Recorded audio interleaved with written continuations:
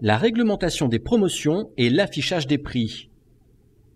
La réglementation actuelle résulte de l'article L121-1 du Code de la consommation de 2008 et stipule que la promotion doit faire apparaître diverses mentions obligatoires. Ces mentions obligatoires sont la réduction, les biens ou services concernés, la période de validité de l'offre, le prix de référence.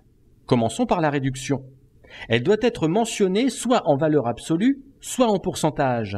Par exemple, 10 € ou 50% de réduction. Les biens ou services concernés.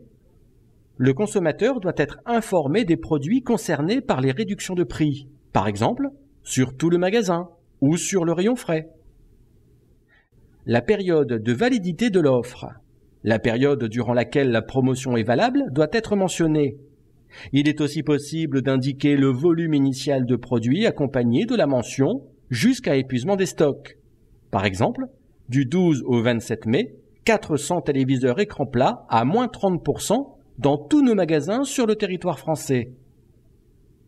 Le prix de référence. Un commerçant qui annonce une baisse des prix de ses produits doit le faire par rapport à un prix de référence librement déterminé par l'annonceur. Ce prix doit obligatoirement être affiché à côté du prix réduit. Par exemple, 10 € au lieu de 15 €.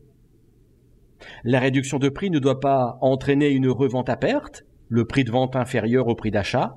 La réduction de prix ne doit pas constituer une pratique de prix abusivement bas, ni constituer une pratique de prix d'appel, c'est-à-dire une annonce de bas prix sur des produits de marque qui sont soit indisponibles, soit disponibles en quantité très insuffisante par rapport à la demande générée par la promotion. De plus, aucune annonce de réduction de prix ne peut avoir lieu sur des biens ou des services indisponibles ou en rupture de stock. La réglementation des soldes. Pour solder des produits, il faut respecter certaines règles. La période de solde, la mise en vente des produits un mois avant les soldes, l'interdiction d'approvisionnement spécifique et la séparation entre articles soldés et articles non soldés. La période de solde. Le principe.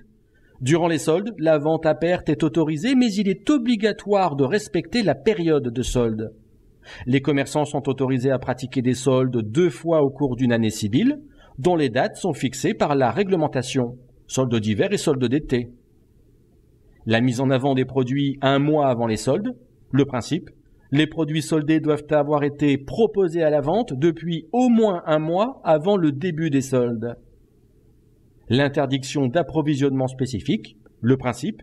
Il est interdit de procéder à un approvisionnement spécialement destiné aux soldes quelques jours avant la date de début de l'opération commerciale, sans que les produits aient été proposés à la vente au préalable. La séparation entre articles soldés et articles non soldés. Le principe. Dans le magasin, la distinction entre les articles soldés et non soldés doit clairement apparaître aux yeux des consommateurs.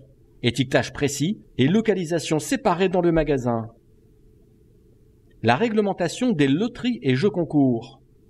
Les loteries publicitaires ne doivent pas être déloyales, c'est-à-dire susceptibles de trop influencer le comportement des consommateurs.